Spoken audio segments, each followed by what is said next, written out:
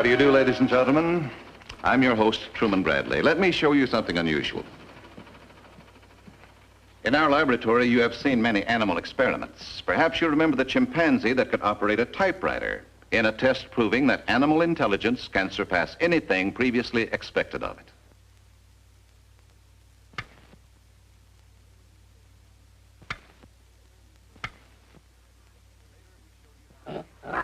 Later, we showed you how nature has equipped certain species of wildlife with an extra sense. We blindfolded a rattlesnake and saw how the snake, although unable to see, followed infrared radiations from a balloon filled with hot water. Today, science relies upon animals to help us learn how to survive the harmful effects of atomic radiation. Probably none can do it so well as this group of beetles, which survived a massive, ordinarily fatal dose of radiation and lived. Study of the armor-like shell structure which shielded them will, we hope, reveal how we can protect ourselves from the same danger. That, of course, is a discovery that lies somewhere in the future.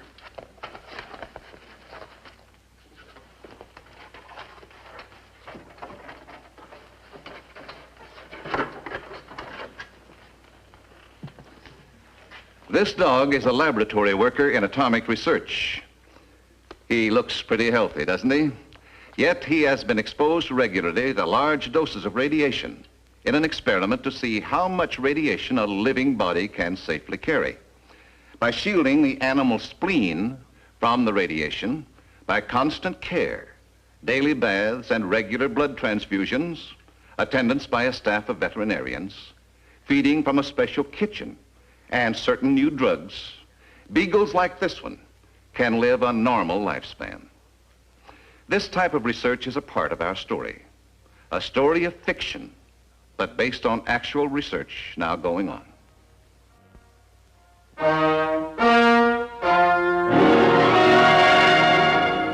This is the Pacific Division of the International Electric Corporation. In the trade, it's known as a reactor breeder plant. Inside the huge reactor, neutrons change non-fissionable uranium-238 and thorium into fissionable plutonium, or uranium-233.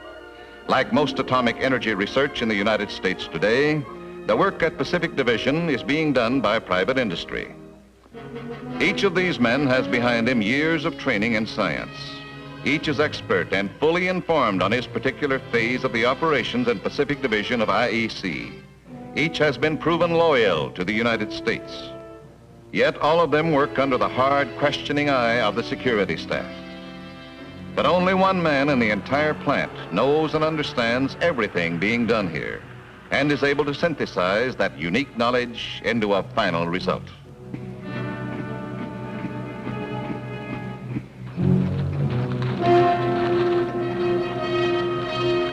That man is Dr. Maxwell Carnarvon.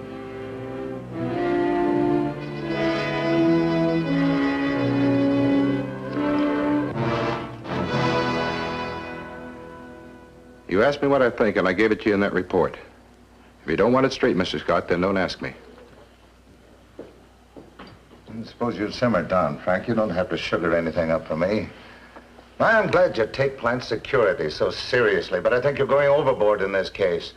Do you think Dr. Carnarvon is going to steal his own secrets that only he knows? Privilege means loose security, In the Marine Corps, even a general worked within security regulations. This is not the Marine Corps. Generals can be replaced. Dr. Carnarvon can't. But you can't let Dr. Carnarvon and his secretary wheel in and out of that back gate, while everyone else on the installation has to go through the main gate checkpoints. All right, Frank. Maybe I'm not being fair. There's some things you should know that I haven't told you. Dr. Carnarvon is closest to being a bona fide genius of any man I've ever known. Now, that makes him different from the rest of us. This entire multi-million-dollar program is his baby. He's more than just an employee here. He's more like a parent, really. Now, if you start telling me how he has to act around his child, you're in troubled territory. Now, he's the most valuable man in this organization. Just don't do anything to aggravate him. He's irritable enough as it is. That's just the point. He's been acting odd, strange. The people that work with him, even those that like him, have noticed it. He's been blowing up at everybody in sight. Well, what in the world has this got to do with security? Do you realize that with a push of a button, he could blast this reactor and everyone in it sky high?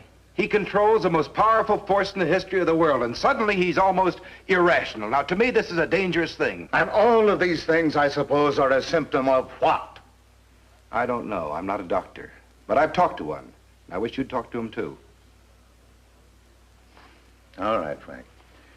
Set up an appointment. It's already set up, sir. I've had a doctor waiting in my office. Shall we see him?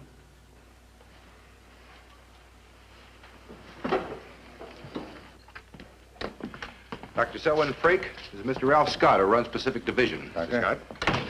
Dr. Frake is a specialist in industrial and group psychiatry. I've told him all about Dr. Carnarvon. What do you think, Doctor? Anything what he says? Well, diagnosis by hearsay is impossible, Mr. Scott.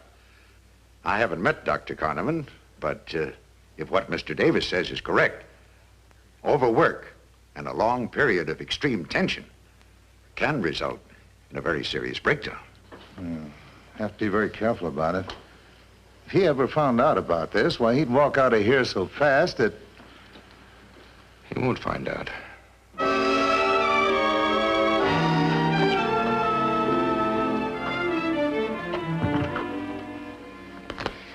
What took you so long? It took me a little while to find these. I don't understand why you needed this information. It doesn't refer to our work in progress. Well, that's really none of your affair, Anne, is it? I'm sorry. Got the results of the last test, Dr. Carnarvon? Perhaps I didn't make myself clear the first time, Kenneth. Please knock before coming in here. What did the evaluation show? Same as the last 5 tests, sir. Based on the amount of material used, they've all been far below the minimum level of error. Now, Washington sent an inquiry today. They're talking about a full evaluations report on tests of the last 6 months. Now, we'd better send it on or they'll think something's wrong here. Something wrong, Dr. Carnarvon? Anything I should know about? No. I'll take care of it myself when we can tell them why, Kenneth. That'll be all. Dr. Carnarvon? Well, Mr. Davis, you find any spies today? Not today, sir. This is Dr. Selwyn Frake. He's a specialist in group psychiatry. He's going to be with us for a few weeks to study our project personnel. So, now we even have thought police. The atomic age, which was going to be such a boon to mankind, has instead become a prison. Davis speaking. What's the problem? All right, connect me with him. Shaw, what is it? One of the radioactive dogs got onto the exercise run. How? I don't know how. How long ago? Maybe 10 minutes, not more than 15. Can you get up here right away? Yes. I'll be right there. Watch the store for me while I'm gone.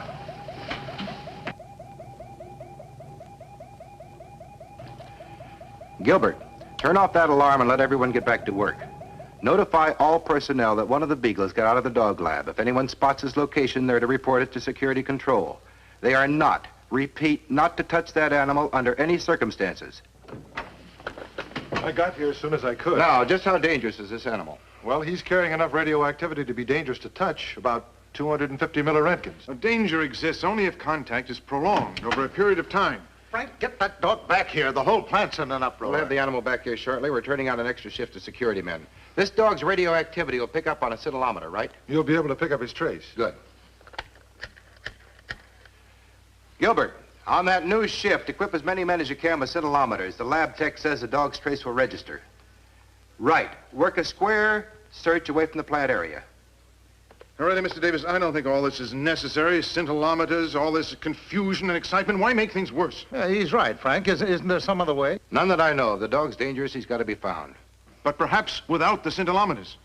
A few of your men scouring the countryside, but I think you exaggerate the urgency. You wrote a paper on the dangers of exposure to radiation. I read it. You said the exposure to 240 milliroentgens can cause radiation poisoning. And now suddenly it's all different. Why? We'll do it my way, all right? Oh, all right, Frank. The important thing is to get that dog back here. Working here, it's like being in the Dark Ages.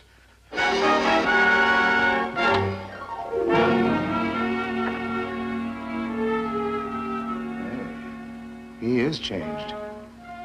Well, he was barely rational. Almost as though he were hiding something, like a deep sense of guilt.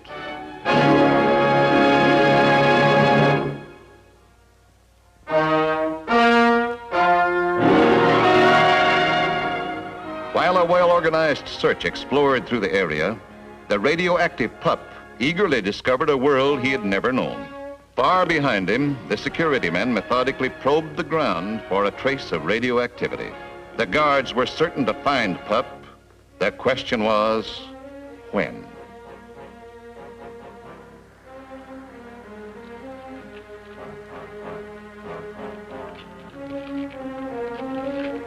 Meanwhile, although activity at the plant had practically come to a halt, the television monitors in security control were still watched in the slim hope that the radioactive beagle might still be within the plant area, escaping the detection of the guards. Anything on the dog yet? No, nothing. That's not what I wanted to see you about. Clayton here has something to tell you. Well, Mrs. Scott, our evaluations have been off the predicted mathematical norm for the last half dozen tests. Does Dr. Carnovan know this? That's just the point. He's known all along.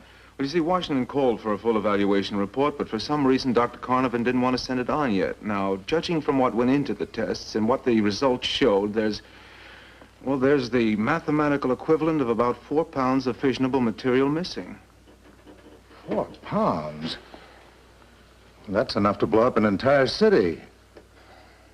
But it's impossible for anybody to get off this installation with anything radioactive. Unless he was above security regulations. That's all, Ken. Thanks. Stay available, huh?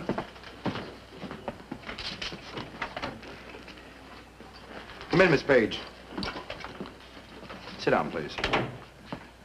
Now, Miss Page, I'm going to ask you a few questions, and I want you to think before you answer. And I want the truth, you understand? I don't lie, Mr. Davis. No, of course you don't. Have you noticed any change in Dr. Carnovan lately? Any difference in attitude? Does he seem tired? Dr. Carnovan works very hard. Yeah, perhaps too hard. Although he'd never even admitted to himself, maybe Dr. Carnovan needs a rest, and if he does, we'd like him to have it. I think Dr. Carnovan is the best judge of that. And now, if you'll excuse me, I have work to do. Yes, of course. And thank you. That's a loyal girl. I hope loyalty to Dr. Carnovan is the only thing involved. I'd hate to think it was anything else. And that's all Mr. Davis said. But I think there's more to it than just that. Evil breeds evil. What was that? Oh, nothing. Will you help me get the day's work together, please, Anne? I think I'll finish at home. Of course. And hurry, please. There isn't much time.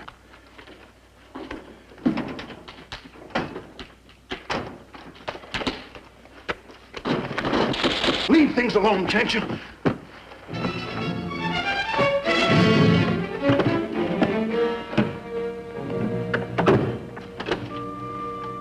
Far from the workers' village, on the other side of the plant, one of the security patrols finally picked up the dog's radioactive emanations.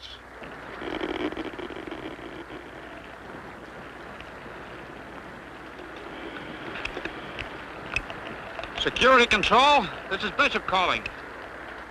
Security Control, come in, please. Is Davis there? Yeah, it's Bishop. Let me talk to him. Mr. Davis? Go ahead, Bishop. On the old sand highway, about 4 miles south. Gotcha. Now, you keep following the trace. We'll catch up with you. Right.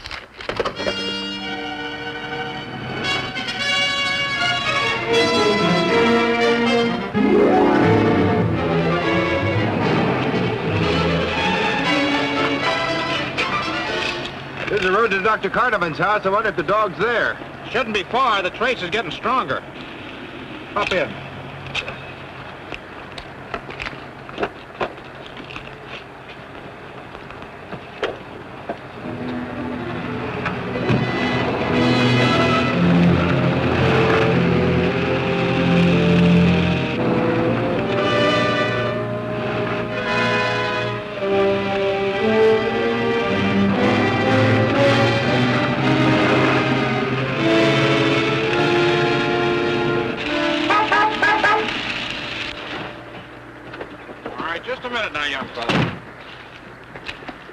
Take it easy, son. We're not going to hurt you. We just have to take that dog with us. Now stand up slowly. And don't touch him anymore, because he'll make you sick. Oh, Grab that dog. I didn't steal him, honest. I found him. He's mine. You don't want that kind of a dog, son. Put him in the station wagon. That's it.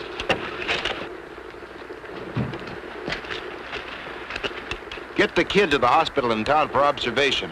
Tell him our plant doctor will be over to take care of him. Oh, and when you make an identification, get his address. Maybe we can find another dog for him. Bishop!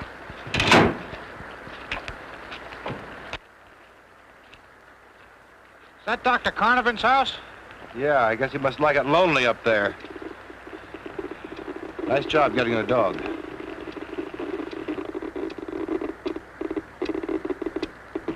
Give me that thing. Hey, the dog's gone. Where's that coming from?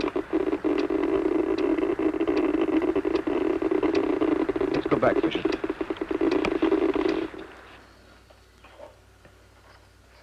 Suppose the man's a spy. Report from the guard at the rear gate shows that Dr. Carnivan's car went through at 4:26 p.m. There was a strong trace of radioactivity coming from it. I think it's about time for a call to Washington. You'd better make it. All right. I'll let you know. I'll be in Dr. Carnivan's office if you need me.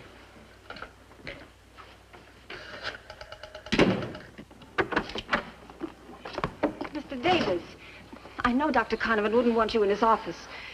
Where is Dr. Carnivan, Miss Page? He wasn't feeling well. He's working at home. Listen, I know he wouldn't want anyone Where in does his Dr. office. Carnivan keep his current work file? He has it at home with him.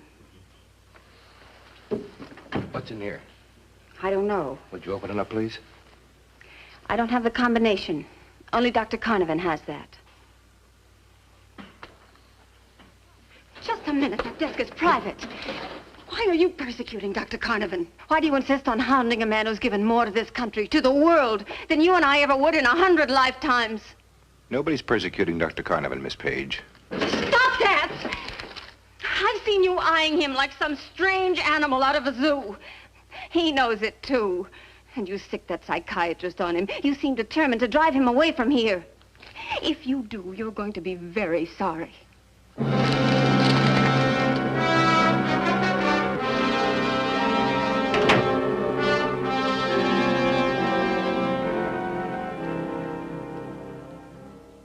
Clayton had the answer all the time. 4 pounds of fissionable material. Somebody checked out that material for the test, then withheld some of it. It's accounted for by being listed as destroyed in routine testing. And getting it out of this plant, only one man. Frank, I've been a fool. Must have smuggled it out in his car. Scott speaking. Yeah, put him on. Is Washington going? Hello? Yeah. Did you get that answer? Complete authorization. Take into custody if necessary, huh? Fine, I'll let you know. Well, you heard. Looks like we won't need our raincoats.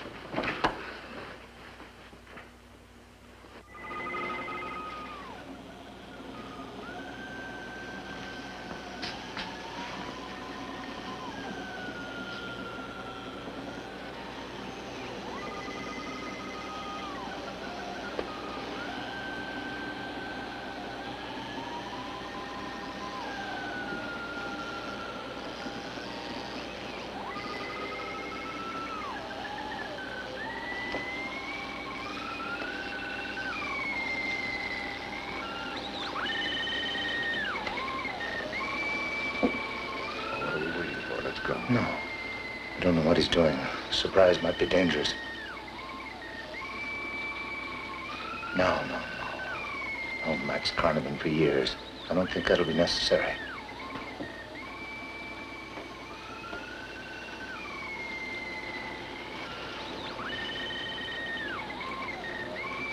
You know what he's doing? Some sort of a nuclear device. That color. That green. Never seen anything like it before. I just hope it's not ready to blow. There goes nothing. Hold it, Doctor. Do I really look that dangerous? Well, you found me out. But just what have you found out, gentlemen? Max, what in the world are you building here? Was this for export, Doctor? No, my dear Mr. Davis, I'm not a spy. Nor a saboteur. But that color, that green. Chloroplasm. It's what makes things grow. That's what I wanted to do. To create something constructive. But what could be so important that you'd jeopardize your work, your future? I've been expecting that question for almost 2 years now.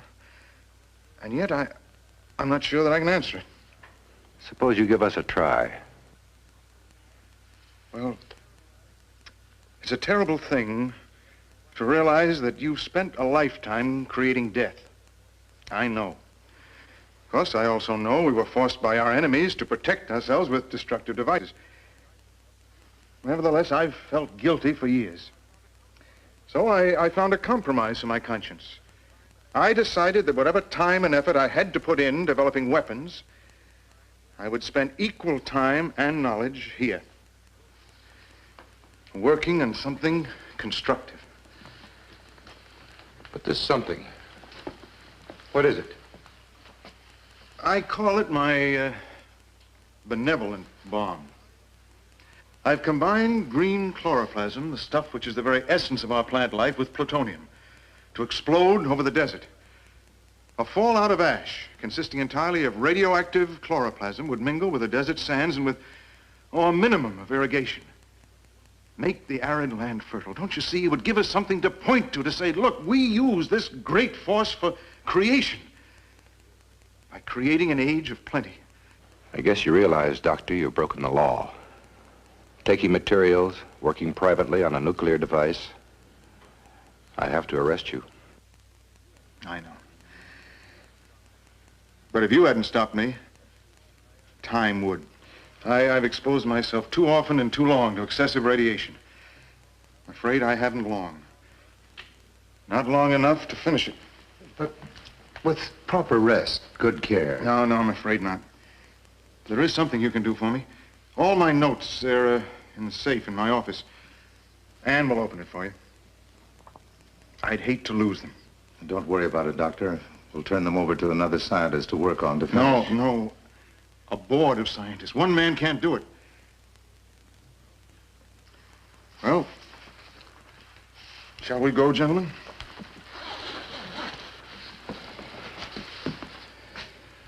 I'm sorry, Doctor. No, don't be.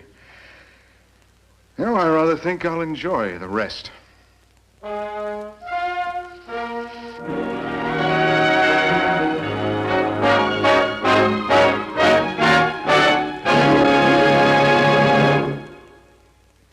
The atomic age began with a dreadful explosion.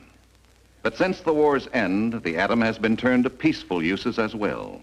Already it is a cheap source of electricity, and every day in medicine, it has become a mighty force in saving lives. The atom, introduced so frighteningly into our world, may well be the gateway to a new life of peace and plenty. The story you have just seen is fiction, of course. But who of us can say what lies in the future of science? I'll be back with you in just a moment. I hope you enjoyed our story. We'll be back with you a week from today with another exciting adventure from the world of fiction and science. Until then, this is your host, Truman Bradley, saying, see you next week.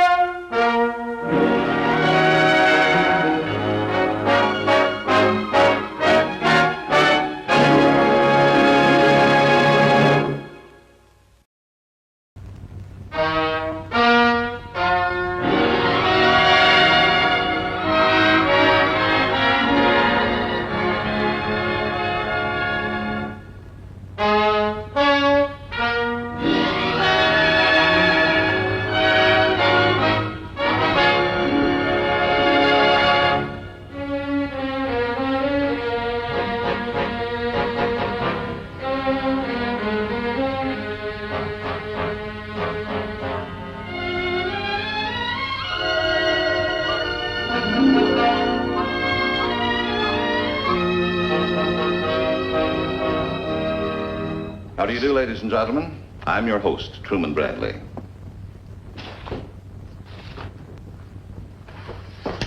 I'm sure you recognize this as an umbrella. Now I'm going to perform a little studio magic. And I'm sure you'll recognize this as rain or water particles.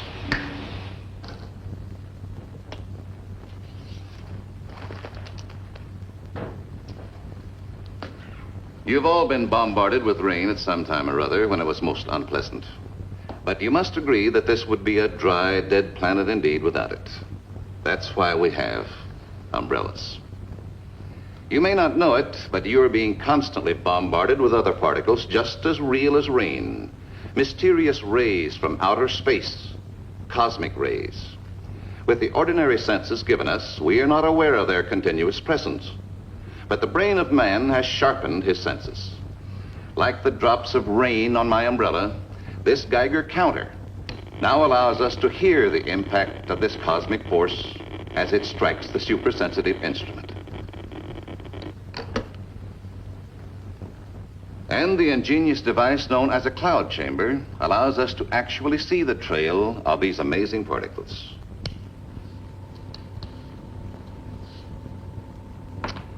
Many scientists feel that, like rain, these cosmic rays are very necessary to the existence of life.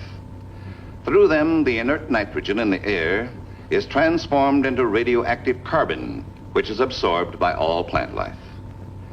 Others feel that one day we may be able to tap the limitless force and energy of these rays from outer space, which is the theme of the story we are about to bring you.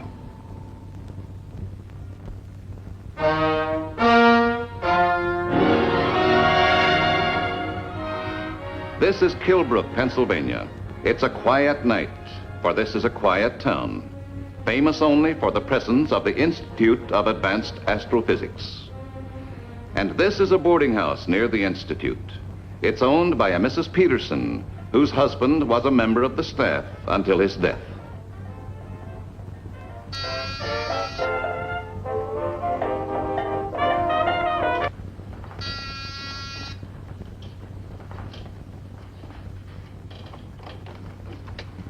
Good evening. My name is Pliny, Dr. Pliny. This is my assistant, Mr. Thomas. May we enter? Oh, yes. What is it you want? A room. Your sign says that you have a vacancy. Well, that's right, but... Good. We'll take it. Thank you. Oh! Books. Yes, and... Oh, and more. Many scientific. They were Dr. Peterson's, my husband. He was at the Institute. Oh. Oh, dear. What have we here? What does it look like? Well, certainly a conglomeration of mistakes. I just bought it. It's the latest model. I'm sure it is, Mrs. Peterson.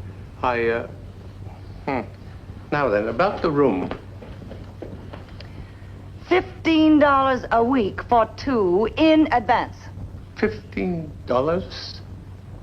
Money. Oh, yes. Well, you see, Mrs. Peterson, we don't have any money at the moment, but... Neither of you? We left in a hurry and forgot about money. But I'm sure we will have some later. I'm sorry. I can't let you have the room. After all, I don't know anything about you. Mrs. Peterson, we are scientists, come to visit the Institute. In memory of your dear departed husband, will you grant us one small favor?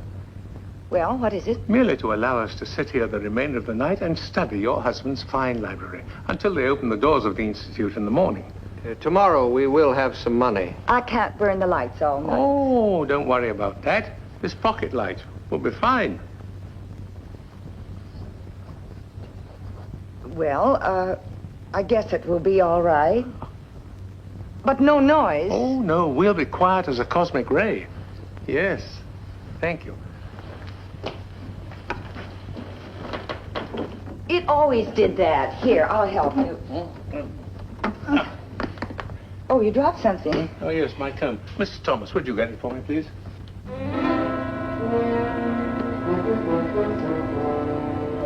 Mr. Thomas, my back is definitely worse since we got here. Probably the climate. It must weigh a pound at least. Is it solid? Of course. Must be a present. No, just an ordinary comb. But it's so beautiful and expensive. Not at all. Keep it if you like. Oh, Dr. Pliny, I couldn't possibly do such a thing. A solid gold comb. I will do this. You need money? I can get quite a good deal for this for you tomorrow, and you can have the room right now, all right? Oh, many thanks. And maybe borrow a few of the books as well, anyway? Of course, yes. Thank you. Just take the big dictionary, will you, Mr. Thomas? Yes, and here, what are we? Yeah, isotopes in molecular spectra. And biological effects of nuclear radiation. Yeah, that's it. Here you are. You can take one or two more while you're at it. That's good. Here you are. 2 more. There. That's it. I think that'll be enough for now. Yes.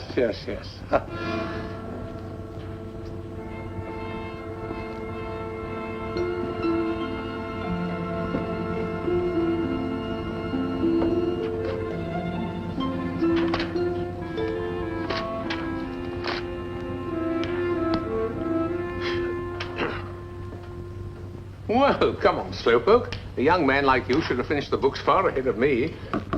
Come in.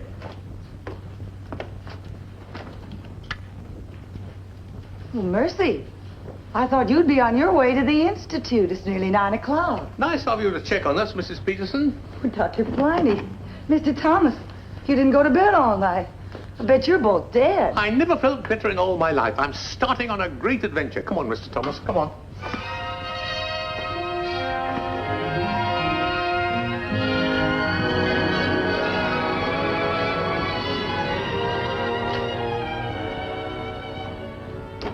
Good morning. Yes, isn't it? Just wonderful.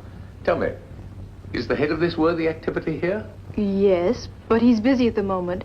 I'm his assistant. Could I be of help? Goodness, yes, you can all be of help. But I must see him at once. Well, if you could tell me the nature of your problem. I can do much better than that. I can tell him the nature of his problem. But I haven't much time. Dr. Pliny, I don't think they're interested. Nonsense. This is my assistant, Mr. Thomas. I don't know why you two assistants are making things so difficult. No. But please, dear, tell Mr. whatever his name is that Dr. Pliny insists on seeing him about a life. And more life matter.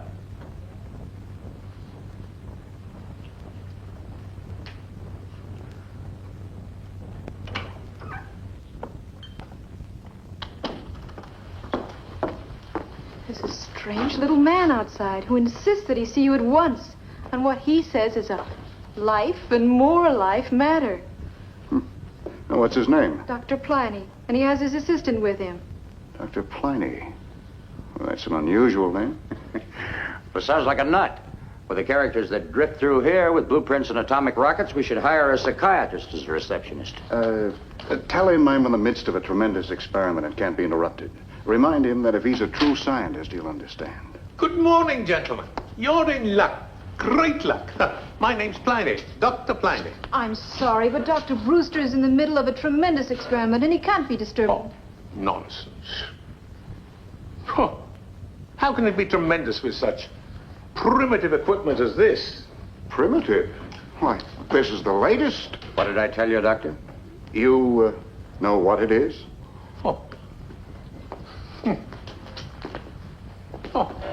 I only know what it is because I'm so old. I assure you my assistant, who's much younger than I am, wouldn't have the faintest knowledge of it. No.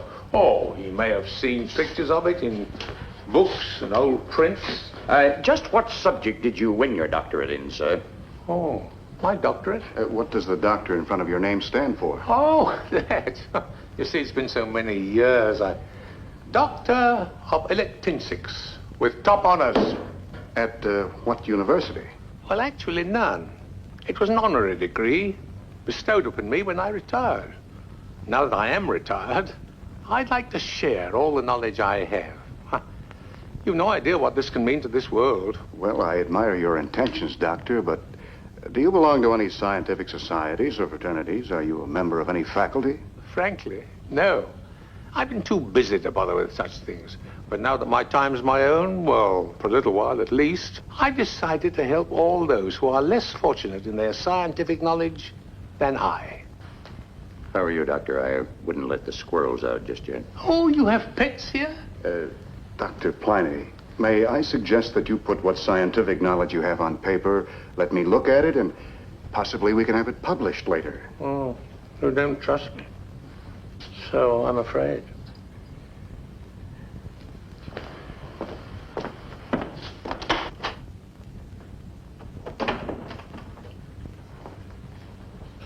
Well, you were Dr. Pliny's assistant. I am.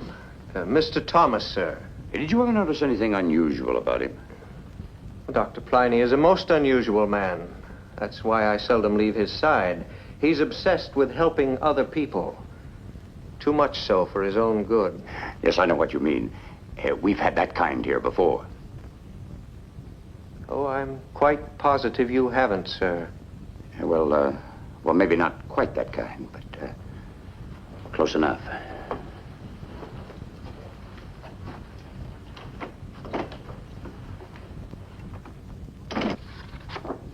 Oh, here's a spectrograph of an old acquaintance. No? Not bad either. You know what that is? Yes, of course. The star, Rexel. I'm sorry, Doctor, but this star was just discovered, not even named yet. Nothing was ever published about it. Oh, just discovered by you, perhaps. Now, let's see. 17th magnitude, Beta Dolphin, 9,000 degrees centigrade, class O. This dark line is not atomic as you suspect. No, it's the ionized helium. Yes. Dr. Pliny, how do you know about this star? Will you sit down, sir, while I get Halsey? Oh, no time for sitting down. Just be prompt, eh? You'll be much more impressed. Very, very, very much more impressed.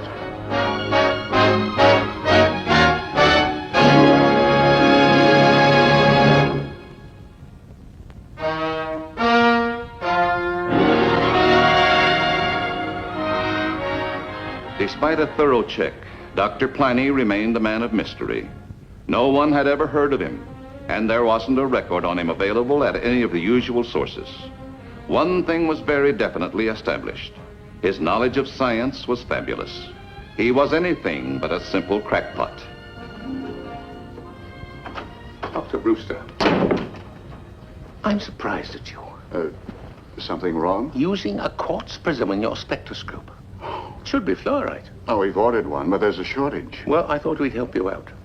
I brewed up a little something and placed a drop on each face of the prism. It'll have the same effect as fluorite now. Dr. Pliny, if you could tell me how you did this, I'd be most grateful. Doctor, I haven't time to deal with such elemental things. Where's the equipment I ordered? Miss Cantrell took the list to Halsey. Oh. Dr. Pliny, why are you here? To help. To bring you the most important development of the age. The harnessing of free energy. To tap the limitless force of cosmic magnetism. Come now, Doctor. Exactly. Unlimited power. Free. Think of the good it'll do. Why, the atomic age will go on the shelf with the horse and buggy. It's an old dream. Like transmuting lead to gold. I could show you how to do that, too. But it's not important. Now tell me, which would you prefer? Free, limitless power or free gold?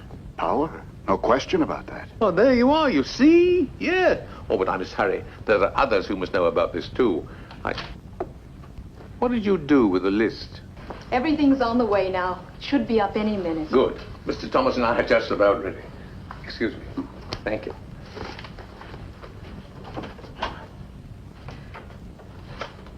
Halsey's awfully angry. He says you're taking a big chance with the reputation of the Institute. 10 o'clock. I'm due at a seminar. Keep an eye on things, will you, Ruth? And you know something? Halsey's right. We are taking a chance. But that's why we're here. Yeah? That's all right. Yeah. Oh, under the circumstances, it's amazing. Yes, not bad at all. Wow.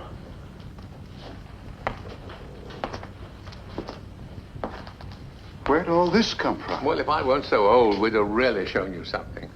This is only a model, you understand, but it'll actually work. I can't believe it. Looks like over 1,000 man-hours. You two did all this without help? Oh, we have little shortcuts. We use a fast-hardening liquid wire. We just paint it on. It'll take any voltage. Fantastic. Better mention the tritanium. Oh, yes. You happen to have any tritanium wire about here? We shall need some. A coil, we'll say, about that length. You mean titanium? No. Tritanium wire. Atomic weight, 300. Melting point, 9,000 centigrade. 9,000? Gets blue before it melts. Wonderful stuff. The coil goes right here. Yes, sir. Perhaps I'd better check on it. I'll see you later. All right. Now, Mr. Thomas.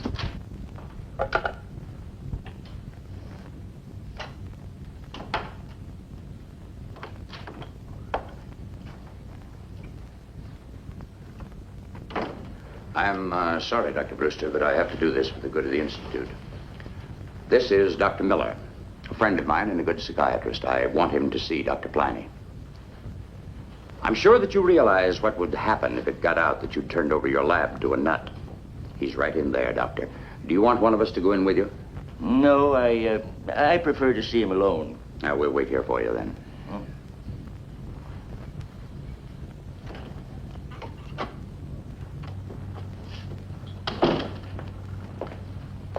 Oh, come here.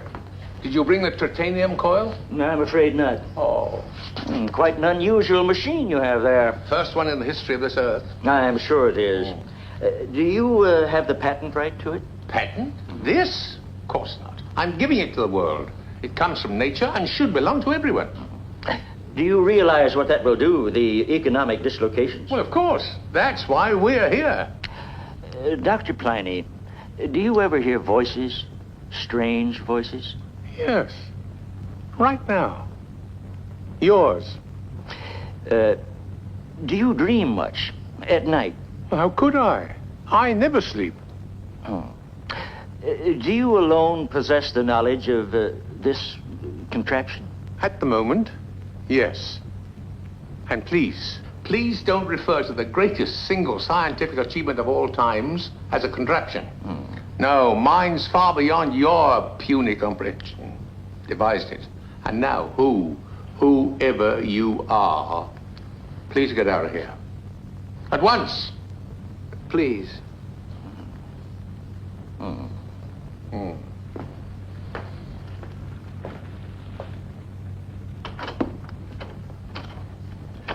You're right, Halsey.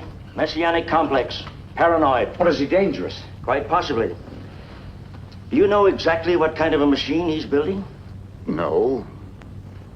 Not exactly. For all we know, he could blow up the Institute. Oh, but Dr. Miller, he's such a nice little man, and he did do something really wonderful. I have no doubt that he has a brilliant, though deranged mind. Now, I'm going to call up the police right now. Good. Why take a chance? I'll be back in a moment.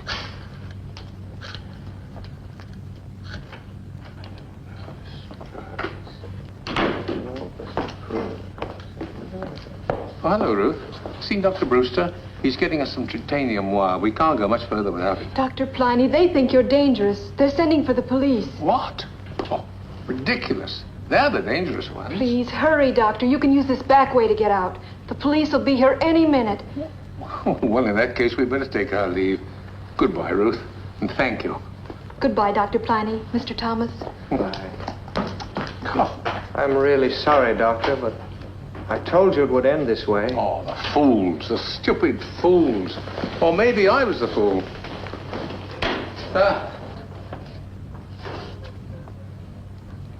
If you tell them a lie big enough, they'll believe you. If you tell them a truth big enough, they'll lock you up. Well, I must be getting older in more ways than one.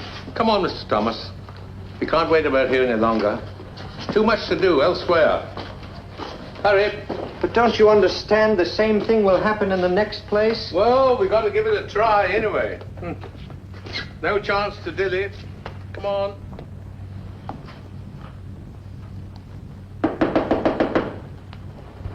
There they are now.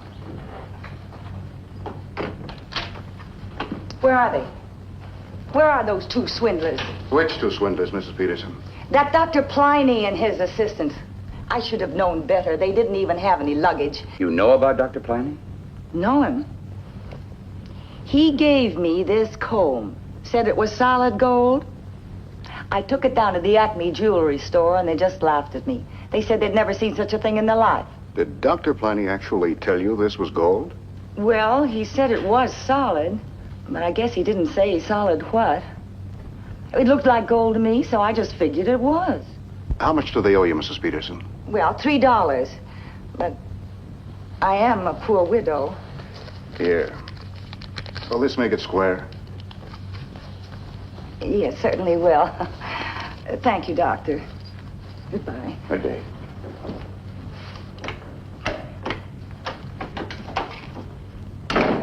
Halsey, I'd like a moment alone with Dr. Pliny. If you think it's safe. Ruth, will you come along, please? Dr. Pliny. Dr. Pliny.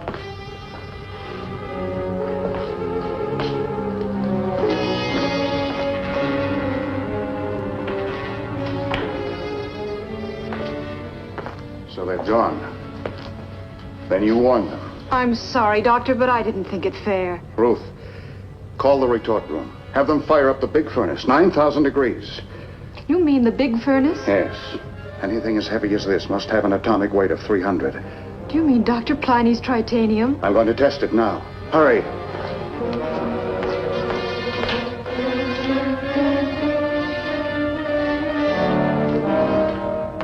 Titanium wire, TR-300. They'll have to make some changes in the books. It's a good thing Dr. Miller came over here, and while he's here, I think you better check on you too, Brewster. Are you sure of this machine, Doctor? No. Ruth, would you care to leave? I'll stay, Doctor. Well, I'm the superintendent. If anything happens, I better see it. Well... You may be right at that, but you may not. Doctor, there's an open switch. Leave it that way until I get done here. There. Ruth, you may press the button, please.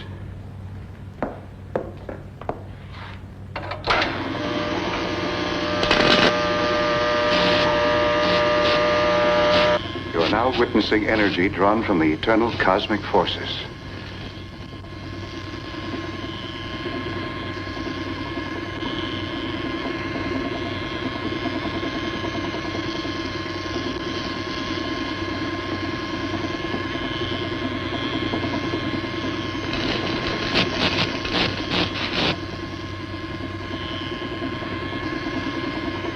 Dr. Pliny was right.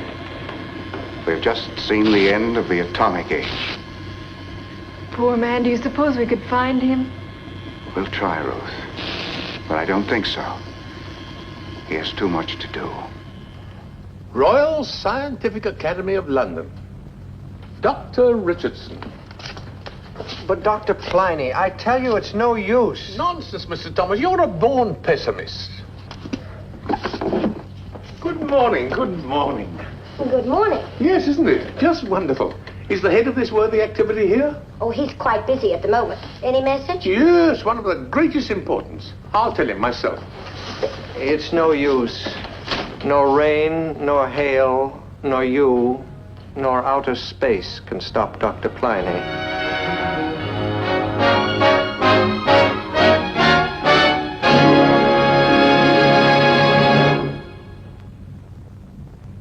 What you have just seen was fiction.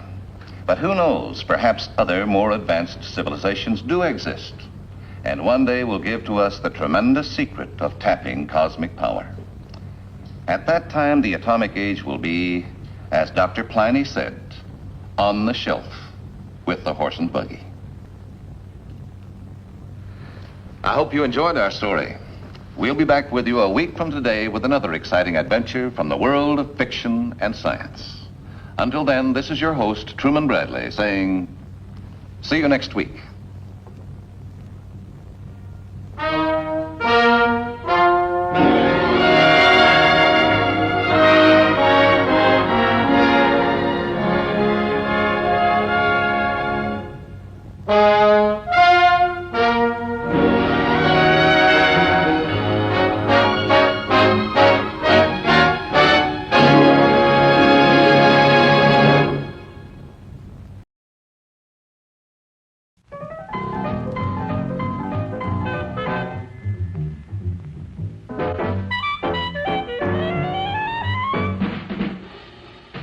Like you crave that corn when it's freshly popped, you gotta beat it to the box with the butter on the top. Get with it, man. Start strolling down to the sweets that set you rolling, the best in town. Our candy's real gone, if I'm understood. To all you squares, that means the confection is positively delicious. Cork that stuff. Give me 5. Let me send you into this nutty jive.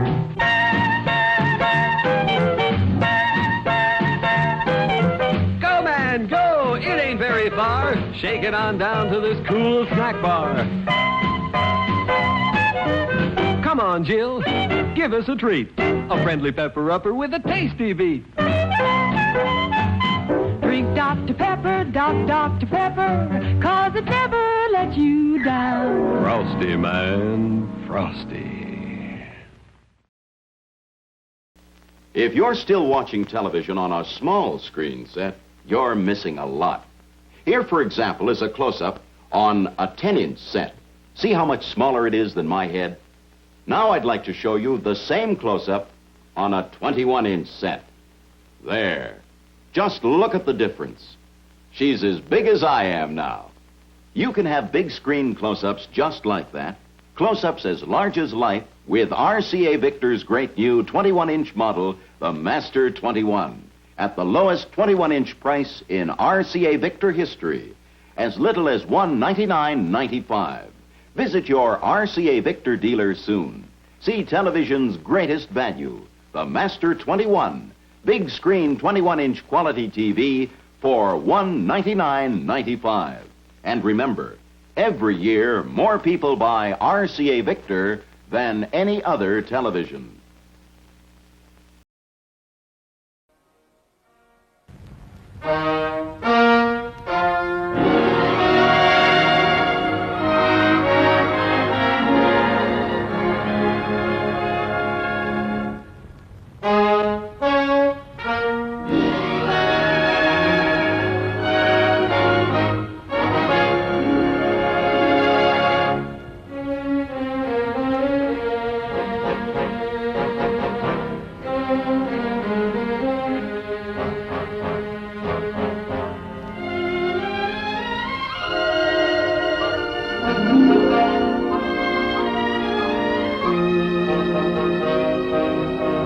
Ladies and gentlemen, I'm your host, Truman Bradley.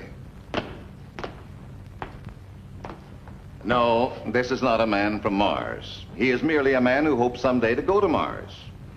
At present, he is all dressed up with no place to go, or rather, with no way to get there.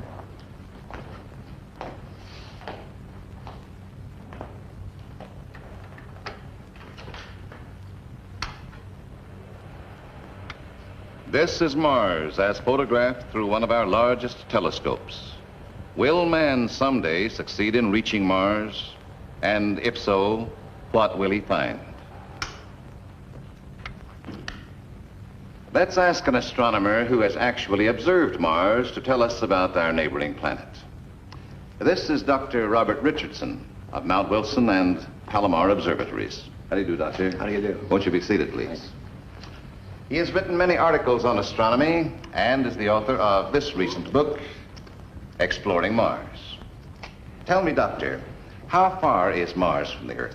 It varies, Mr. Bradley, from around 35 million miles up to 248 million. This year, Mars makes one of its closest approaches to the Earth. In your opinion, Doctor, is there life on Mars? There is evidence of plant life. Mars has large blue-green and gray-green areas that change color and shape, just as vegetation on Earth changes from season to season. How about animal life? It's difficult to see how animal life, as we know it, could exist on Mars. The atmosphere of Mars is thin. It contains very little oxygen. Dr. Richardson, could human beings survive on Mars? They could, with pressure suits to provide oxygen and protection from the severe cold. But it won't be easy. Life on our own familiar Earth is sometimes difficult. The task of adapting to conditions on a strange planet might impose severe physical and psychological problems. I'm sure, though, that this will not keep men from trying to get there. Do you think human beings will reach Mars in our lifetime? The unmanned satellites may help answer some questions of the why and how of space travel. Some experts believe man could be in space in from 20 to 50 years. A few think it might even be sooner. Well, thank you very much, Dr. Richardson. Might it be sooner? That possibility is the theme of our story.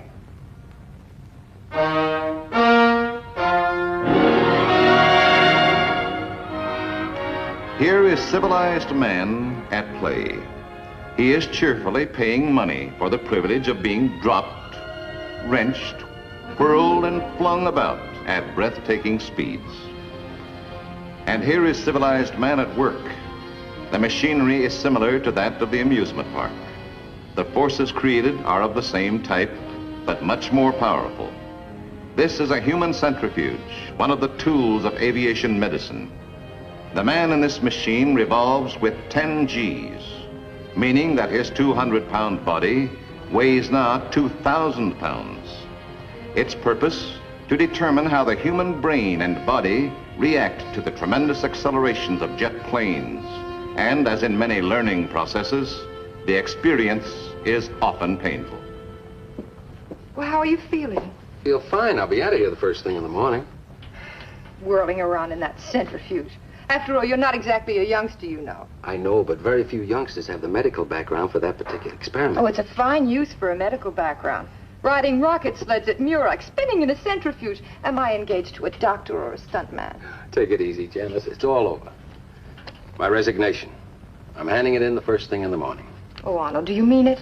Yes, a couple more days to clean up the loose ends at the university and then back to private practice.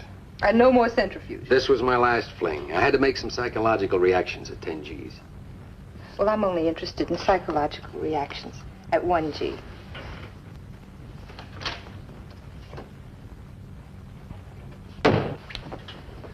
Telegram.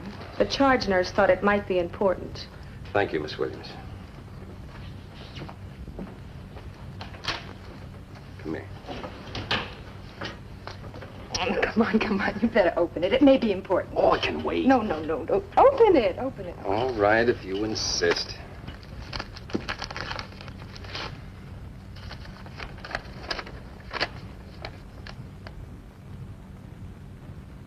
Is it bad news?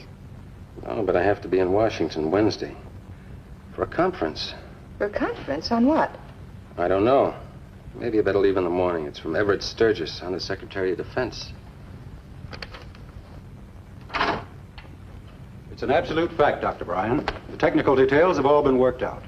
It's incredible. Space travel within 3 years. The new rocket fuel our scientists developed has set our calendar ahead at least 10 years.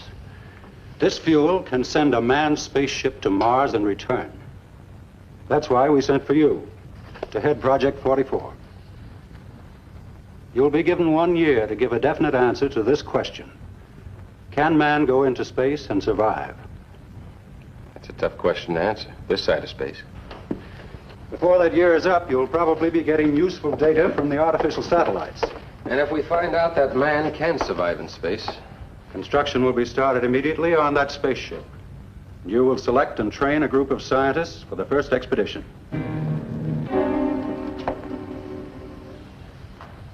I know, Janice, I broke my word, but this is bigger than private practice. Not financially, but important.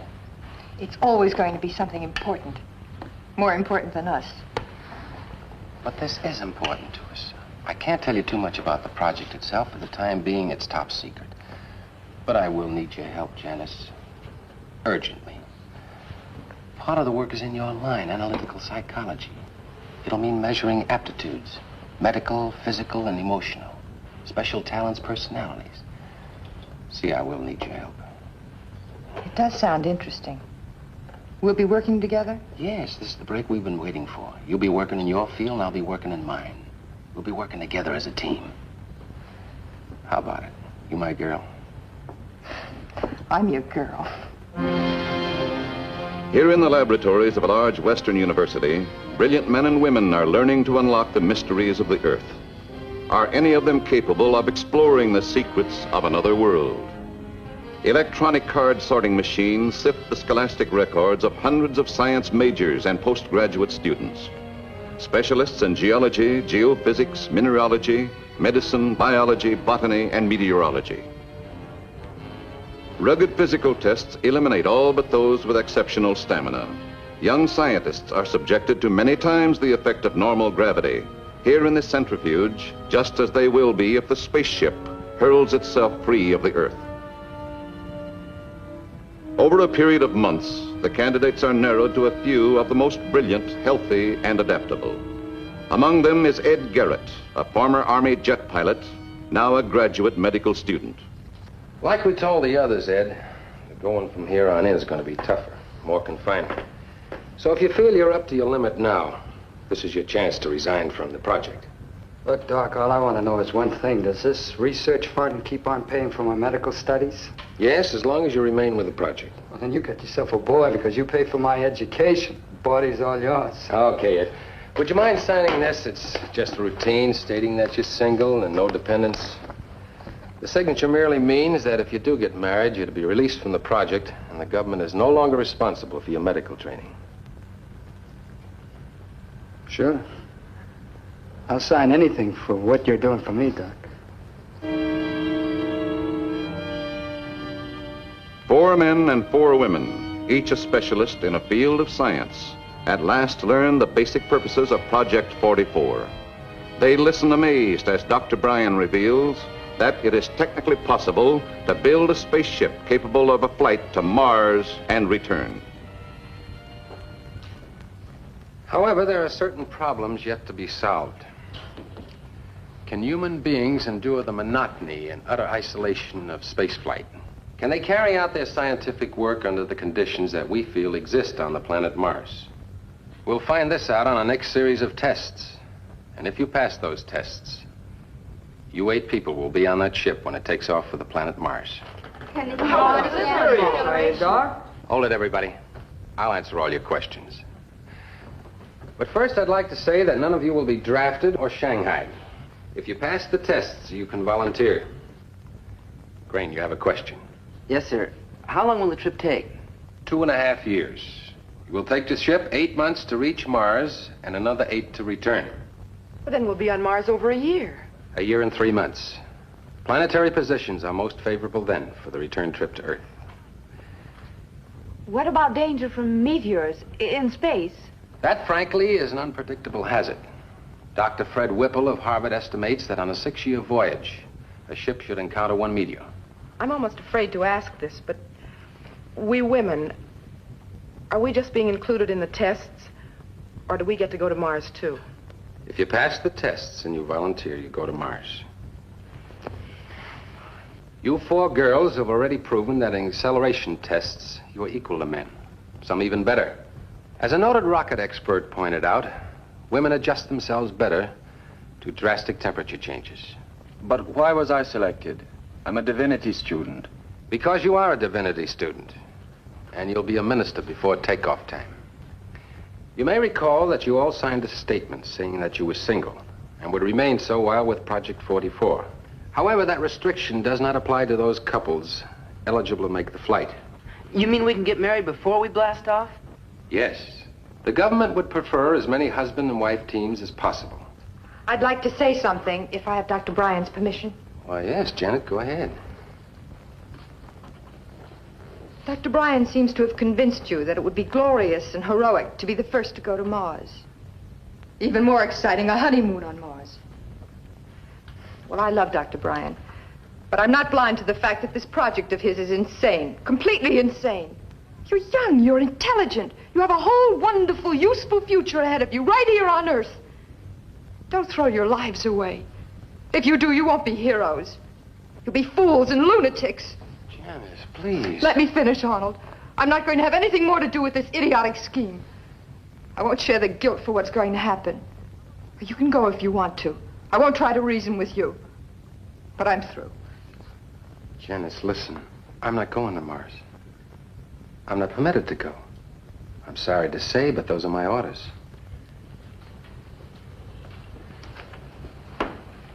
Miss Morgan has spoken under deep emotional stress, obviously. But she has spoken sincerely, and her remarks deserve consideration. If any of you feel that you'd like to resign from Project 44, you're free to do so, without prejudice. Any of you who wish to continue with Project 44, the first expedition into space, please stand.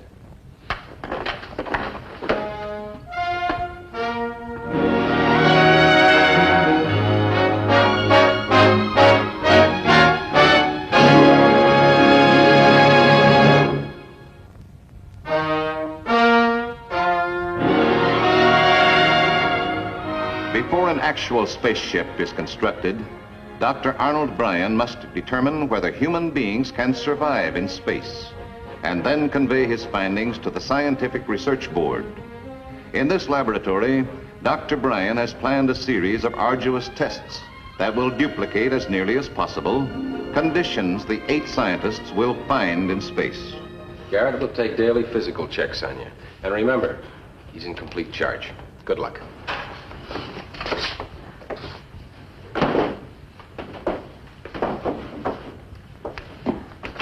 Start the test. Repeatedly, the young scientists are subjected to the centrifuge test as Dr. Bryan checks their ability to withstand rapid acceleration. She really blacked out. How many on the machine? 6.5 G's. I can't understand. She's taken as many as 12 G's without blacking out. Beats me, Doc. How long have we been here, Hicks? 8 days, 6 hours, and 45 minutes. You know, reminds me of a time a friend of mine and I, we went up to his dad's cabin. Look, you've told me that 3 times. Crane, I don't mind your using my razor. But will you have the decency to clean it when you're through? I didn't use your razor. I got my own razor. Well, somebody used it. They're the only ones in this compartment. Look, Hicks, I told you, I didn't use your blasted razor. All I ask is, next time, clean it out. Yeah. Ed, can't you bring us some more books? We've read these twice already. Technically, we're out in space. Where will I get any books? I wish I'd brought some with me. This is a test, remember? You don't think they're going to let us bring books the last 8 people 16 months in space, do you?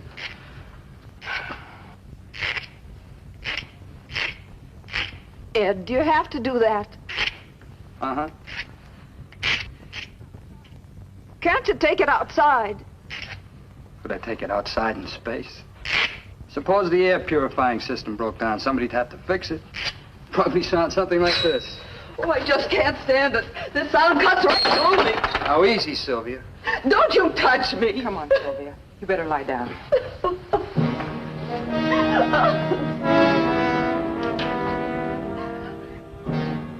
Disturbed by Garrett's reports of increasing tensions in the isolation test, Dr. Bryan abruptly discontinues that phase and puts the group through more active experiments. In the spin test, Dr. Bryan determines the ability of each of the group to recover his sense of balance and orientation, and to perform certain tasks requiring coordination. A spaceship, before landing on a planet, must reverse its position so that the speed of descent can be reduced by the rocket blast. If the ship were to go into a spin, immediate precise action would be required to prevent certain disaster.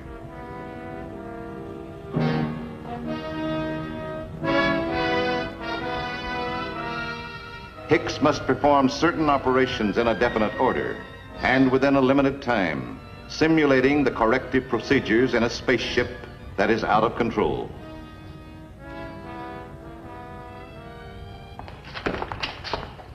Now, you both understand what you're to do. When the alarm sounds, we put on our helmets, then check the source of the leak and repair the damage. Yes. Now, remember, when Garrett hits that decompression switch, the air in this tank will flow to the vacuum tank on the outside. Within seconds, the pressure in this tank will drop to the atmosphere at about 60,000 feet. You'll only have about 30 seconds of useful consciousness. So make it fast and make it right the first time. Okay, Doctor. Yes, sir. Good luck. If a meteor should penetrate the hull of a ship in space, the air would escape in a few seconds. In this decompression chamber, the scientists are tested for their reaction to sudden loss of air pressure. They learn to get accustomed to the uncomfortable pressure suits and to work in them. You all set? Are you all right?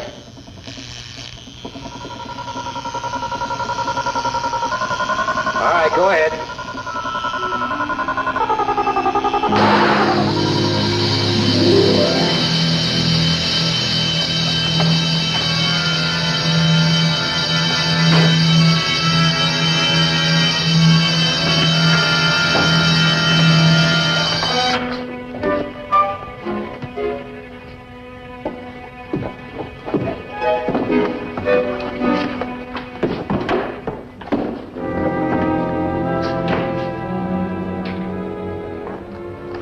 How's Sylvia?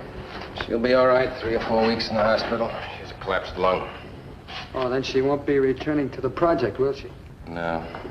Garrett, we've had bad luck ever since we started this phase of the tests. They're physically unable to pass tests they sailed through before. Well, maybe it's psychological. Maybe they have a subconscious resistance against going into space. It's possible, I guess. But they were so eager, so enthusiastic. Yeah, when they thought it was a general research project in space medicine. But now that they've learned that they're going to be shot off to Mars, well, it's just an idea anyhow. It's possible, I guess. But one thing I am sure of, these suicides send that group into space. Physically and emotionally, they're just not fit.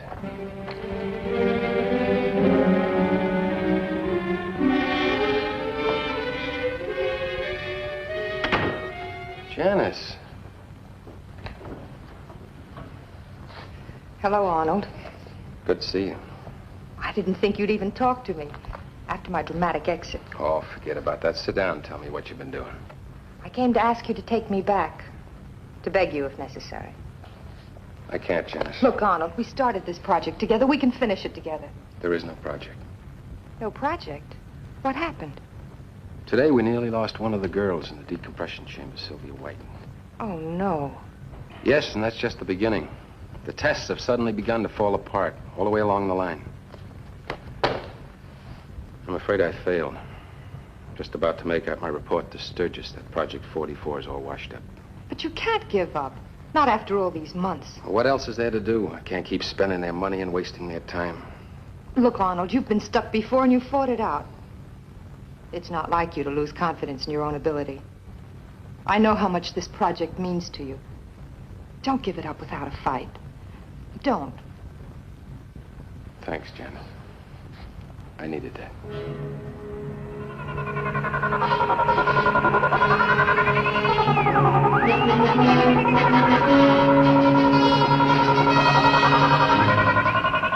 The same night, Dr. Bryan examined all instruments and control boards and arrived at an unexpected conclusion. His next stop was Garrett's apartment.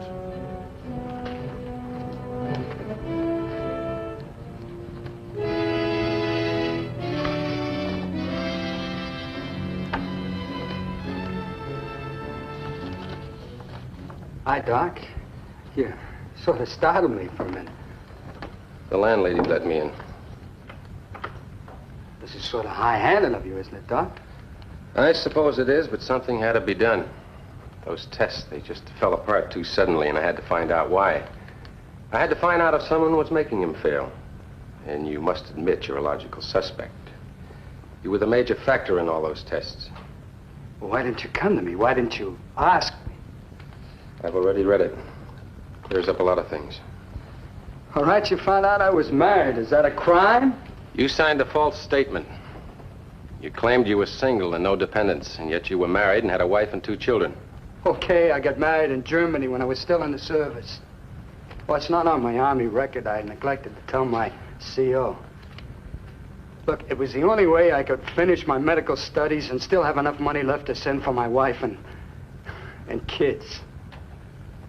After the project was over, I figured I could still have enough left to send for him and start my practice. Otherwise, it'd take me 3-4 years.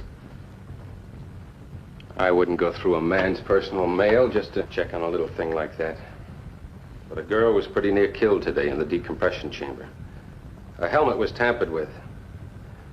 I also talked to the others, and their stories don't quite jive with the reports you sent in on the isolation tests. And then those sudden failures of the centrifuge test, it just didn't make sense. So I checked the machines and took the tests myself tonight. The centrifuge test, and I blacked out. Then I checked the gauges, and I found out they were changed. All right. What's the use, huh? Sure, I doctored the reports. I doped their rations so that they would be irritable and lose weight. I did everything I could to make them sore at each other without blaming me. I even rewired the centrifuge, so when I ran it, I gave them 14 G's. But I wrote it down as 6. And Sylvia's helmet? Yeah. You know, you might have killed her. I didn't think it would be that serious. I just wanted to scare all of you. I wanted you to call the project off. You ruined the project just to save yourself from exposure. Listen, don't you understand? I couldn't go on any 3-year journey into space. Not with a wife and 2 kids overseas. I'm their sole support. I was trapped. There was nothing else I could do.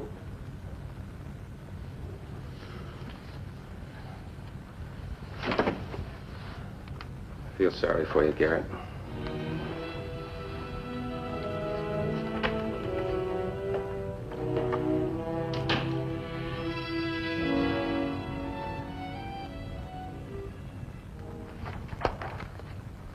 This is the answer we'd hoped for, Dr. Bryan. On the basis of these final tests, there's no doubt that this group can go into space. You've done an excellent job, both of you. Thank you, sir. Thank you.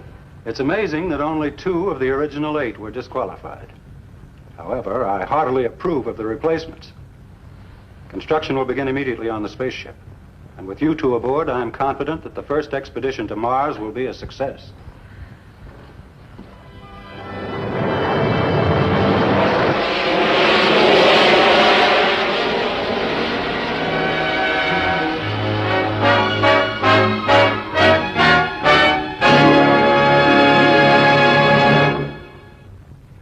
What you have just seen is, of course, fiction. Man's first expedition into space is still in the future. That future, however, is already on the drawing boards of science. Even now, experiments and tests are being made that may someday turn mankind's dreams of space travel into reality. Perhaps you and I, before we are much older, will witness this great adventure, a journey to other worlds. I'll be back in just a moment. I hope you enjoyed our story. We'll be back with you a week from today with another exciting adventure from the world of fiction and science. Until then, this is your host, Truman Bradley, saying, see you next week.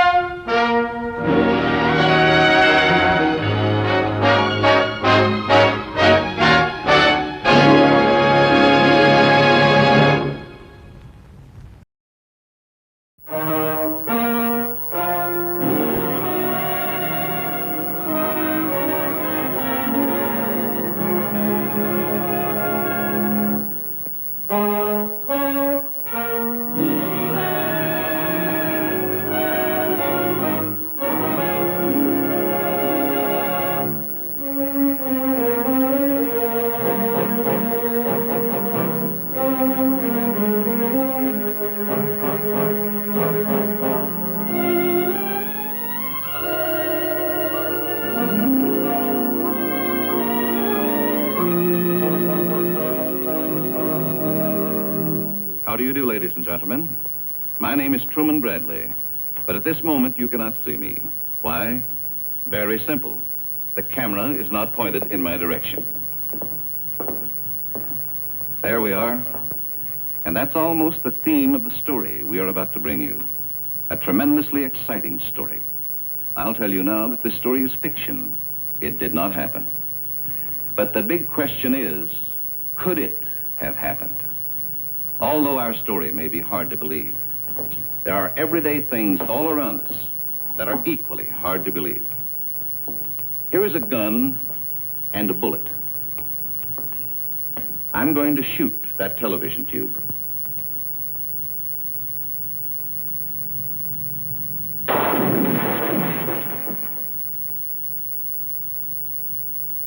You know I fired that bullet. You saw the impact when it struck the target. But did you actually see the flight of the bullet? Of course not.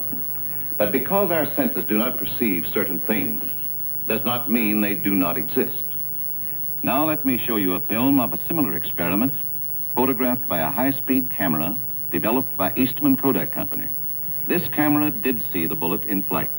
It actually photographed the unseen with a speed 3,000 times faster than the human eye. Did you ever hear of inaudible sound? I mean frequencies beyond the capacity of the human ear.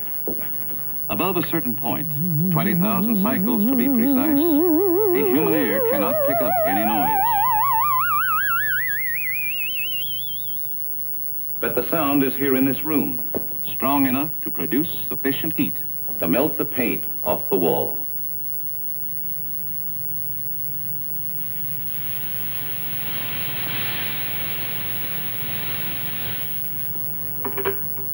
Hard to believe until you see it. And now let me show you something else. This is a ball bearing from a giant turbine. If I let go, you know it will fall. Or will it? This is a balanced magnetic field in which even a heavy object will float. Our world is a heavy object floating in much the same manner. We brought you these authentic experiments so that you might more fully enjoy the incredible story we are about to bring you. A story which did not happen. But could it have happened? Maybe in just a moment you'll know the answer to that question.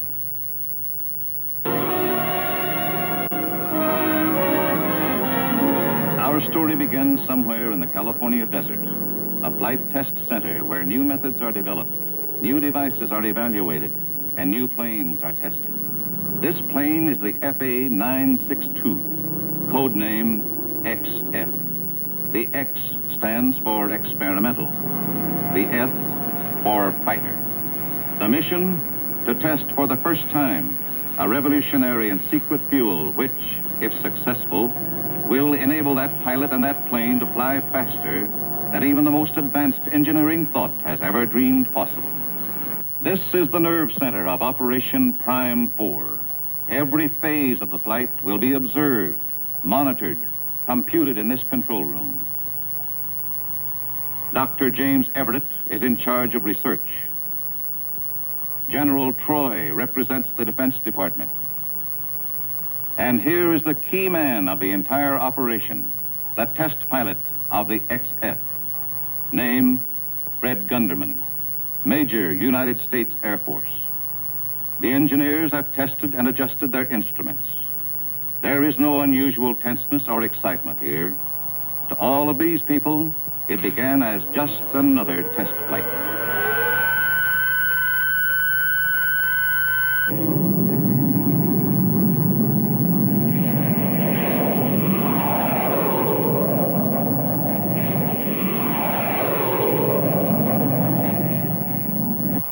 She's airborne, Dr. Everett.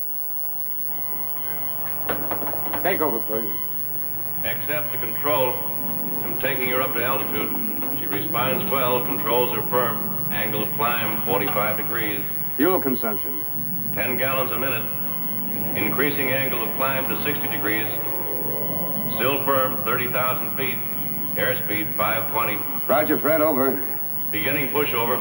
Altitude, 40,000. Slight flutter. Controls are firm.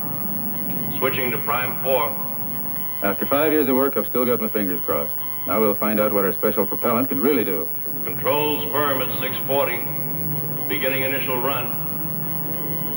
Accelerates like a rocket. I'm at Mach 1. Mach 1.6. That's over 1,000 miles an hour.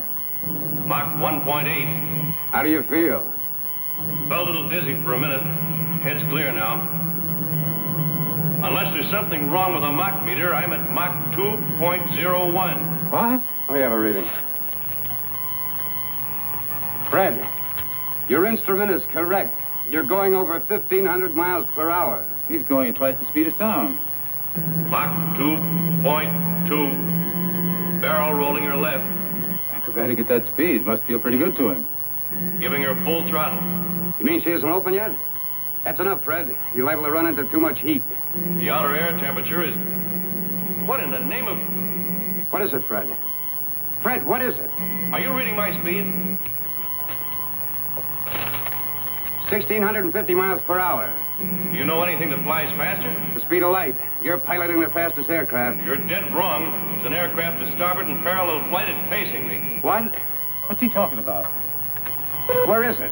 200 yards to starboard. Did you hear that? We're tracking him. There's nothing else but his plane on the scope. Radar reads no aircraft in your vicinity. There's absolutely nothing up there that can match your speed. It's not an aircraft. At least it's not like any aircraft I've ever seen. It looks more like a guided missile. It's closing in. We read no missiles. You may not read it, but it's out there just the same. We read no object whatsoever. It's pacing me and it's closing in on me. It's shaped like a torpedo. Has a metallic gray color. Call off the flight. Fred, listen and listen carefully. Bring that ship down. The test is over. Bring that ship down. Whatever that thing is, it's getting close and I can't slow down. Give me your report, fast. You must have lost me. It must be a reflection or an optical illusion. Fred, we haven't lost you. We've got you on radar and we're tracking you. If you see anything, it's an optical illusion. There is absolutely nothing off your starboard wing. Decrease speed and come down. I tell you, this thing is going to collide. It's a meteor or something. I don't know what it is. It's following every maneuver I make. I can't shake it. Decrease speed and come down. Taking evasive action. I'm going to dive. He'll tear the wings off at that speed. Fred, don't do it. Don't do it, Fred. There's nothing up there. He's going to dive. Decrease speed. Can you hear me, Fred? Altitude 25,000. Can you read me, Fred? He must have blacked out. Altitude 20,000. I can read you, Jim. It's no good. I can't shake it. We're on a collision course. This seat ejector had better work because I'm leaving.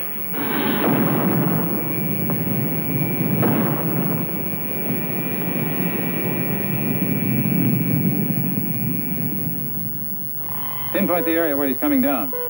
In Sector 6. Dispatch an ambulance immediately.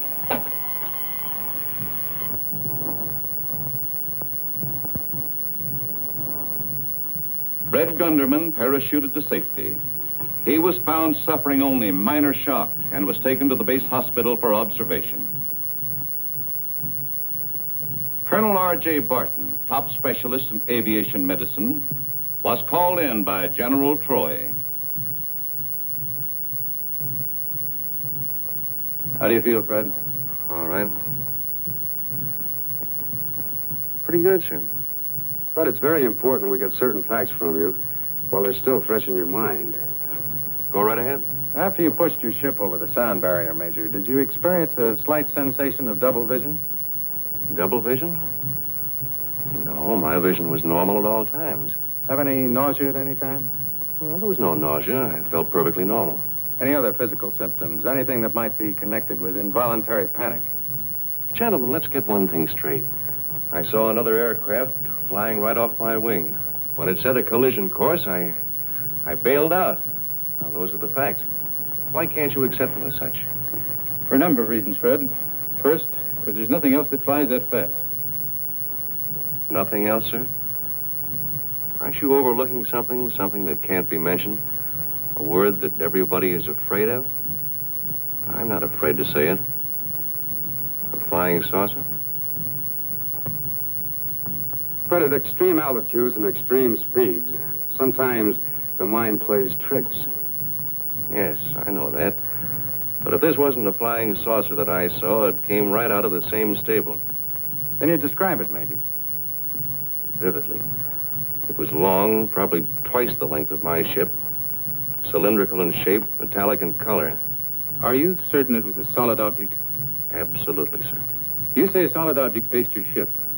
Yet we had 3 separate radars with a clear lock on you from the moment you left the ground. On that particular battery of sets, we could have tracked almost anything. That's right. Anything that we know about. Let me ask you a question, Fred. Why are you so violently opposed to the possibility of optical illusion? Because I'm a trained observer. I've been handling planes under all conditions for 15 years. St. Elmo's fire, optical illusion, inversion phenomena. You name it, I've seen it. I also know the difference between a refraction and a flying object. At the time of that sighting, I was properly oriented. My pressure suit functioned perfectly. I felt no discomfort. Now let me ask you a question, with your permission, sir. Are we going to all this trouble to prove that I'm sick or suffering from hallucinations or crazy? Or are we trying to actually find out what it was that I saw? Look at it from our point of view for a moment, Fred. A very valuable plane engaged in a highly important experiment was lost. We don't know why. There was no collision. You did bail out. If there was such an object in the sky that threatened you with a collision, we must find out what it was. If there is no such object, then we must find out why you thought you saw one. I saw it because it was there. If you think I'm off my rocker, that's your privilege, sir. But it's my duty to report the truth. You can examine me and cross-examine me, but my answers will always be the same.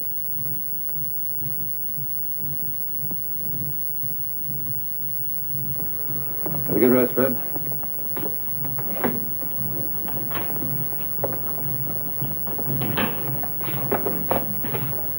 This is Major Gunderman. Get me my wife at Desert Hill 437. Certainly, Major. I'll call you right back.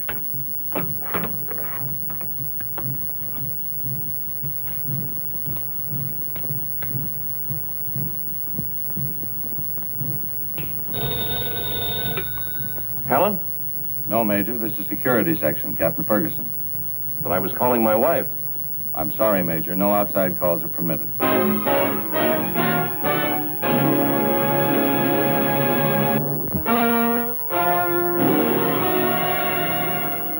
A board of inquiry was convened to investigate the strange happenings of the test flight of the XF. A $750,000 plane with important data had been destroyed. What had happened? Men were subjected to the same conditions of flight that Major Gunderman encountered. Mach 2, twice the speed of sound, and their reactions analyzed. No possibility was left unexplored. In Washington, 2,500 flying saucer reports were tabulated in the light of Gunderman's experience. The desert was combed by search planes, seeking out the wreckage of the XF. Major Gunderman gladly submitted to lie detector tests, but his answers were consistently honest. The stylus registered a steady indication of truth. After almost a week of intensive investigation, the Board of Inquiry had made practically no progress. Major Gunderman was retained at the hospital. His story never changed. He was finally permitted to see his wife. Maybe you'd better calm down, dear. I've never seen you this way. When I'm away from you and the kids, I worry. They'd only take my word that I saw something. I can't understand why they're so anxious to prove that I'm wrong. What do you think you saw, Fred? I'm sure that I tangled with a flying saucer.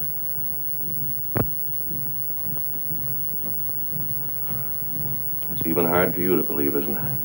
Not if you say so. It's not enough that I know it and that you believe me. I've got to prove it, Helen. If I don't, I'm going to start doubting myself, and the fears that I've cracked up will become a reality. Darling, is there anything we can do? I don't know. But we're sure going to try. Do you remember Professor Carson at Caltech? Of course. And I know he was very fond of you. I remember you used to say he was the wisest man you ever knew. I still think so. He's doing research at the observatory. I want you to go there and ask him... Ask him what? Ask him to tell you everything he knows about flying saucers. Cautioned by her husband not to violate any security regulations and warned not to mention his experience, Helen Gunderman went to the one man she felt might strengthen her husband's strange story. Professor Samuel Carson, authority on space. He wants you to tell me everything you know about flying saucers. Well, that's a pretty big order. Oh, please, Professor, tell me anything you can. It's very important. What are flying saucers? Well, astronomers know that all kinds of things are seen in the sky, and There are a great many so-called sightings of moving objects reported. Do you believe there could be such a thing as flying saucers? I mean, objects built and powered by inhabitants from another planet. Mrs. Gunderman, you're an intelligent woman. Look at this picture. Tell me what you see. Looks like the solar system. Yes, the sun is in the center. And how many planets can you count? 9. 9 major planets. And some of the planets have moons. And there are 50,000 asteroids and minor planets between Jupiter and Mars. Now look at this picture. There's a segment of space that's seen through a 200-inch telescope. The scientists know comparatively little about most of those stars, and no intelligent scientist would dare deny that life could exist on some of them. If this is the case, it might well be that such a civilization has developed a flying craft of a type unknown to us, and powered by a source as yet undiscovered by our scientists. Perhaps even those lines of magnetic force which bind us together. Then you do admit it's possible that flying saucers could be in our skies. I'd rather say it's not impossible. I say it's more than possible. I say it's probable. Then we have your permission to go on with these tests, sir. Absolutely. Have your figures been verified by the computer? We teletyped the figures to the Institute of Advanced Thinking at Princeton. We should have the answer within an hour. Now, this is the azimuth. Here is where Gunderman encountered his object. Colonel Barton? Just a moment, please. Radiophone General from Mobile Station Abel Baker. General Troy speaking. Affirmative. What's that? Speak louder, please. Affirmative. I'll meet you at the lab in 15 minutes. They've found a few scattered pieces which they think are parts of the XF. The helicopter's bringing them in. Shall we postpone this test, sir? No, I think you're on solid ground. You two go right ahead as soon as Major Gunderman arrives. I'll be back as soon as I can.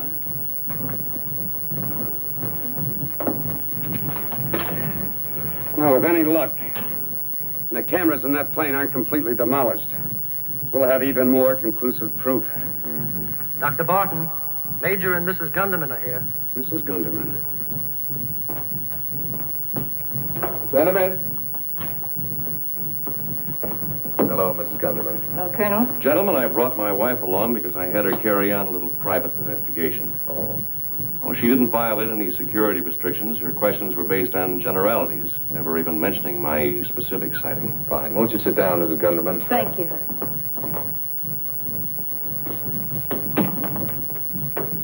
I had a long talk with Professor Carson, and he refuses to deny the possibility of the existence of flying saucers. Why don't you get his opinion? So you still insist that what you saw was a spaceship?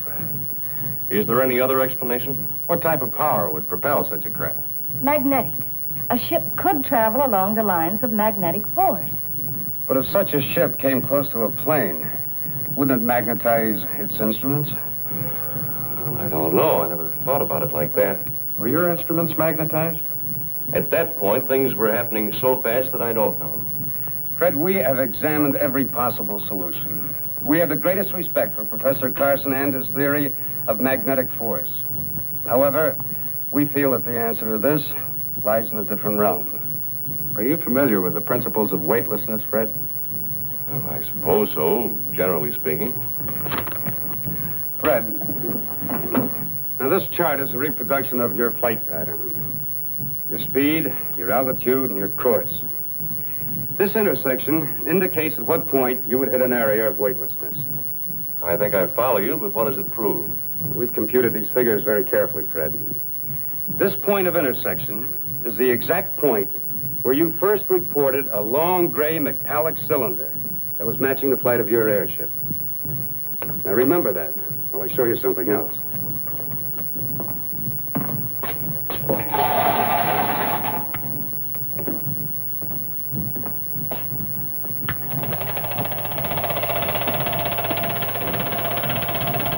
Now, these pictures were taken at White Sands several years ago.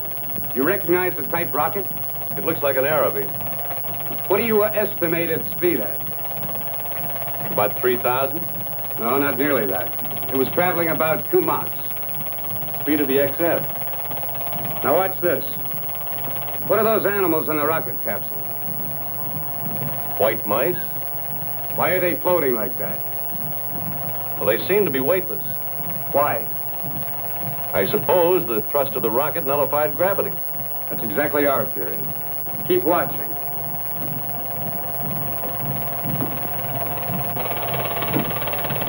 That's it. That's it. That's exactly what I saw. You're sure? Dead sure. Now do you believe me? That I did see it, that I didn't imagine it? That film must have come from the camera on the XF. When did they recover it? They didn't.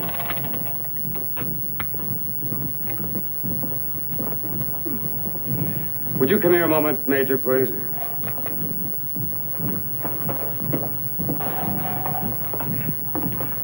There is your flying object. A fountain pen? That's exactly what you saw, Fred. I'm afraid I don't understand. Didn't you have a fountain pen with you in the cockpit? Yes, it was chained to a notebook attached to the instrument board, but I can't believe why. It doesn't seem possible. Remember, Fred, your senses wouldn't function properly under those conditions. Now, you assumed the fountain pen was a large object outside the plane instead of a small object inside the plane.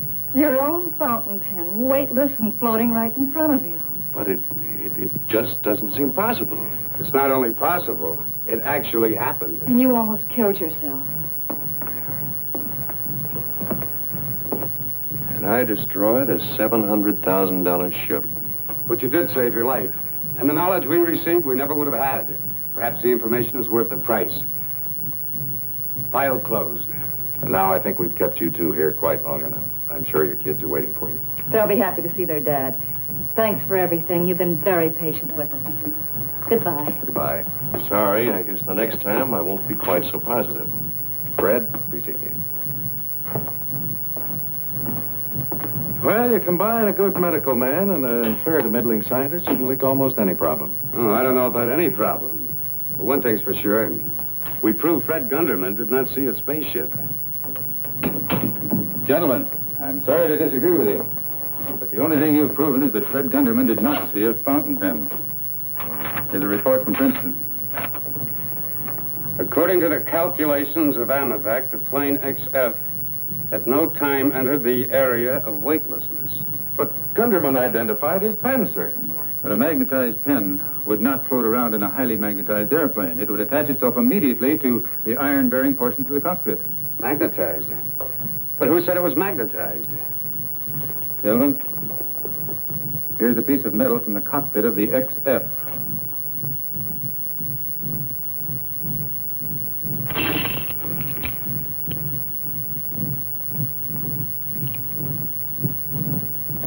Magnetized by an airship flying on magnetic power. Does Washington know, sir? Mm-hmm. But what could you say to him? That Fred Gunderman may have seen an aircraft of a type never before seen by any human on this planet. That we don't know what it was made of, that we don't know where it came from. Washington issue any orders? Mm-hmm. That with all the facilities at our command, we'll watch everything that moves in the sky. Remember this? Did you see the bullet? I didn't either. But we know it flew across the room. And what about flying saucers? We brought you this picture. Purely fiction today. But how about tomorrow? A famous scientist once said, anything a man can think of can happen. Anything? I'll be with you again in just a moment. Sincerely hope that our program has brought you an exciting bit of entertainment. We hope also that you'll be with us again next week when we'll bring you another story of a little different nature, just as exciting and equally unusual. And now this is your host, Truman Bradley, saying, see you 1 week from today.